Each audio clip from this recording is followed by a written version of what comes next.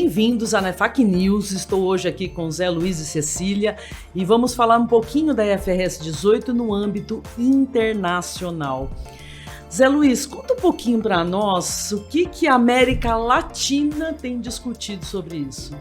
Marta, é um prazer discutir esse tema aqui com vocês.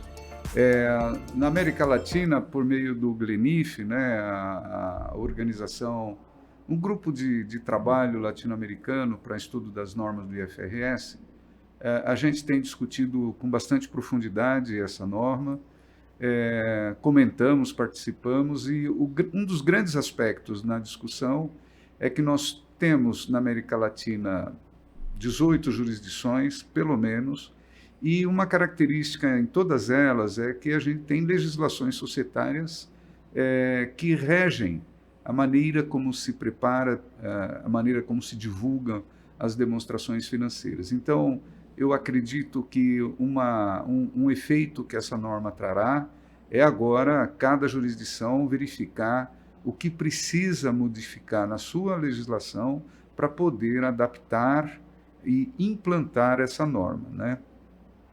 Eu acho que esse é o primeiro desafio que tem do ponto de vista de aplicação. O segundo é a própria uso e costume de divulgar o resultado, que é uma das grandes modificações que tem na norma, adaptar os procedimentos que se tinha, né, a maneira de publicar a demonstração de resultado, o que é operacional, não é operacional, o que é receita líquida, né? Tem muita coisa que vai ficar fora do operacional e que hoje é operacional. Então, do ponto de vista de análise da demonstração de resultado, vai ter uma mudança de cultura, né? E isso é algo que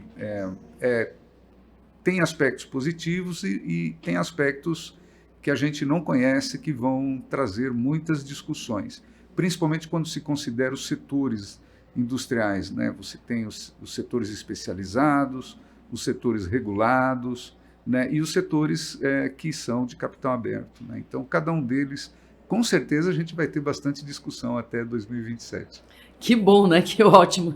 A gente vai ter muita coisa para falar e aqui na NEFAC a gente quer discutir isso. Mas, Cecília, eu queria ouvir um pouquinho de você. É o seguinte, você atua com pequenas e médias empresas e tem aí uma atuação com relação à normatização para pequenas e médias empresas. E que será? A gente vai ter demonstração do resultado do exercício totalmente diferente de pequena e média empresa e grande empresa? É interessante isso, né? Bom, obrigada pelo convite. Quando a gente está falando da normatização de pequenas e médias empresas, ela corre em paralelo com o full IFRS ou com o full CPC, né? Então, nesse momento, o que vai ser o nosso CPC-PME, ou então o IFRS para pequenas e médias empresas, está em revisão. E as revisões do IFRS para pequena e média empresa, ele ocorre não ocorre sempre. Então, a última alteração, sei lá, faz 10 anos quase, né? 9 anos. Então, o que acontece? Ela está sempre defasada em relação ao full IFRS, é isso que acontece. Então, a gente está num momento de revisão.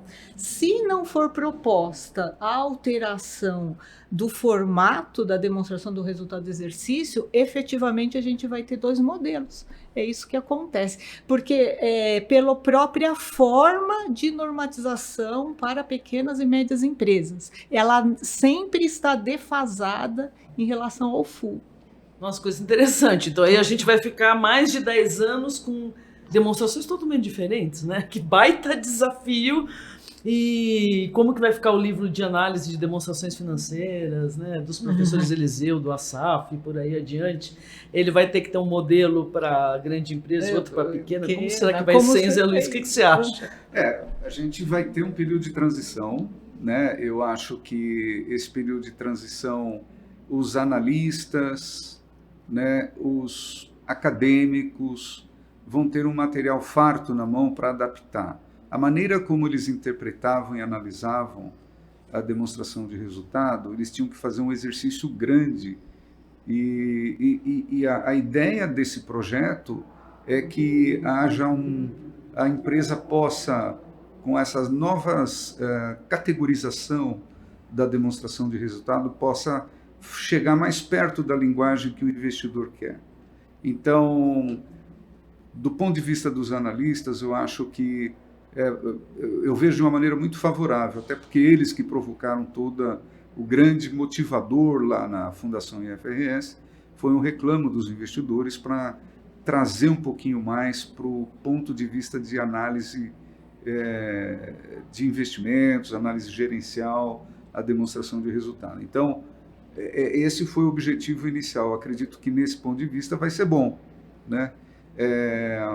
Do ponto de vista dos preparadores, vai ter todo um processo de estudo, de adaptação, né? Os sistemas são parametrizados para atender uma determinada legislação. E quando a gente vê do ponto de vista das pequenas e médias, né? Na América Latina, a grande maioria das empresas, né, é de pequenas e médias. A nossa população é de pequenas e médias. E eu acho que aí vai ter um gap entre aquela empresa que está entrando no mercado de capitais, aquela que é startup, vai ter um gap de normativo, né, que pode trazer algumas consequências, né? Eu acho que isso é uma realidade. Mas, Cecília, o pessoal lá do SMIG ou do IASB chegou a comentar alguma possibilidade, eu já estou querendo um spoiler aqui, alguma possibilidade da gente trazer esse formato já nessa revisão da norma de pequenas e médias empresas? Então, existem comentários, né? Existe a preocupação em relação a isso, porque é muito significativa, né, a diferença, e é muito complicado a gente ter formatos diferentes de demonstrações, mas não tem nenhuma decisão em relação a isso, né? A gente está ainda a gente ainda está dentro desse processo da revisão propriamente dita, né? Então, assim, o pessoal ainda está preocupado, assim, a última discussão da semana passada ainda era se traria para o IFRS para pequenas empresas a complexidade da PDD em relação a clientes. Ainda estamos nessa discussão, né? Que o IFRS Full é completamente diferente do IFRS para pequenas e médias empresas. Então, será que eu vou trazer essa complexidade? Então, assim, o problema sempre quando a gente está falando de pequenas e médias empresas é quanto de complexidade que a gente vai levar para as pequenas e médias empresas. E no Brasil, a gente tem sempre a tendência de não, vamos deixar de forma mais simples, porque as empresas para o mercado de capital aqui não pode usar o CPC para pequenas e médias empresas, mas na Ásia elas podem. Então, é muito diverso o público que usa. Então, imagina o efeito na Ásia se o IFRS para pequenas e médias empresas tiver um formato diferente das demonstrações contábeis. Ou seja, vai ser muito mais preocupante do que aquilo que é para nós. Você tem ouvido alguma coisa sobre isso no Glenif para contar para nós? Eu também querendo spoiler do Glenif. Depende de cada jurisdição, né? Por exemplo, na Ásia, eu acho que esse é um fato. Na América Latina já não, né? Mas eu acredito que países que adotam a norma de PME do ponto de vista de uso geral, né, vão ter uma defasagem da maneira de informar muito grande, né? Porque esse projeto ele não somente traz a questão da demonstração do resultado, mas também tem vários aspectos de preparação das notas explicativas, né? Então, vai exigir um processo de muita... lá no Glenif a gente vai ter um processo muito grande de divulgação, de preparação, apoio, né, aos países para poder discutir os temas. Então essa jogada começou agora, né? A gente espera, do ponto de vista fiscal, Marta, a gente não tem nem ideia, por exemplo, como determinado país vai aceitar a norma, né? No Brasil o cenário é um pouco diferente, porque a nossa legislação fiscal ela já recebe já aceita, né, os registros contábeis de acordo com as normas do CPC, as NBCTGs, né, é aceito, e você faz as diferenças com a regra fiscal, você faz em um plano de conta à parte. Mas tem outros países que não têm essa realidade, né? Então, nós estamos preocupados, sim, com esse lado. O mercado financeiro vai ter uma realidade a ser discutida em cada país. É um setor bastante codificado, né? E o setor elétrico. Eu até lembro o setor elétrico aqui no Brasil, a necessidade do plano de contas da ANEEL, né, se adequar a essa nova necessidade. E aí vai ser necessário nós, profissionais, discutir com cada regulador desse para fazer um plano de transição para essa nossa norma, que ainda não começou. Então, urge, né, já começar esse debate com esses setores para poder a gente ter um período de transição mais tranquilo e não deixar para cima da hora, né?